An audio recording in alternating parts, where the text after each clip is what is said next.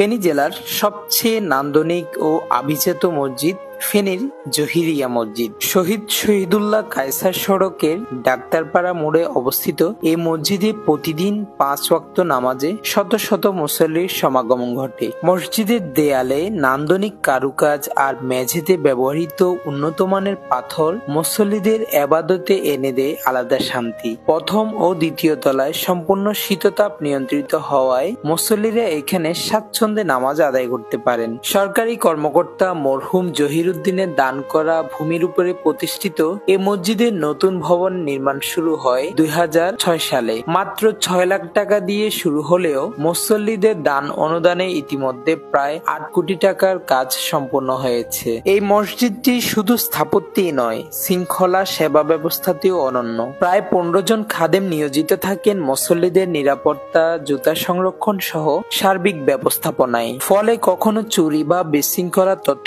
পাওয়া যায়নি। নান্দনিক শৃঙ্খলা ও আধুনিক সুবিধার সমন্বয়ে জহিরিয়া মসজিদ আজ ফেনীর সবচেয়ে আকর্ষণীয় জামে মসজিদ।